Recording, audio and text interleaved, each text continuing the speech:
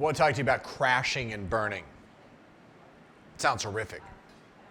It is horrific because it can be an incredible experience to go through. Humbling, mind-blowing, an incredible change in your demeanor when you hit the point of crash and burn. What are we talking about? I'm talking about being able to face reality that I have to abruptly draw a line in the sand. I have to walk away from something. I have to crash and burn.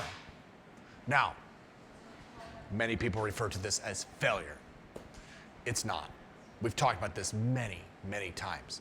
It's a stepping stone. It's a learning experience.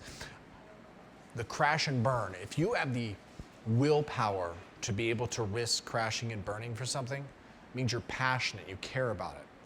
You care about it to a point where you will push yourself to the edge and maybe even outside that edge and outside that box to go further. I'll give you an example that I heard about.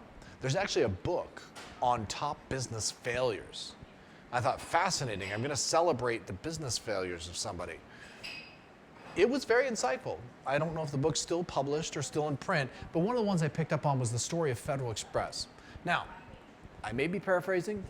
If you're FedEx executives and involved in this story, if you want to share or comment or do whatever, please enlighten us. But we heard the story that as FedEx emerged trying to compete with the US Postal Service on this new thing of this overnight delivery, they reached a point where they crashed and burned. They sat there one day, I believe it was towards a weekend, and they said, you know, we're done. The company's over. We're not going to make payroll on Monday. We have a little bit of money left in the bank. And the other partner looked at him and says, well, if we're going to crash and burn, let's do it in style. Let's go to Las Vegas. Guy looked at it, how can you be so irresponsible as to go to Las Vegas? He said, the point is, we're done anyway. The company's over. We're not going to make the payroll.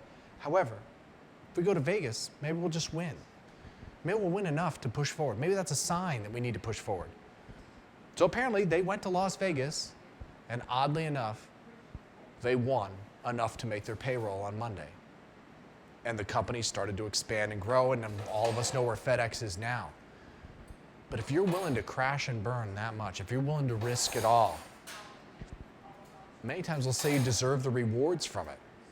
So just think about that. How much risk are you willing to take? Now, not silly, stupid, crazy risk, but are you willing to commit yourself to what you're doing so far is that you're willing to crash and burn to succeed?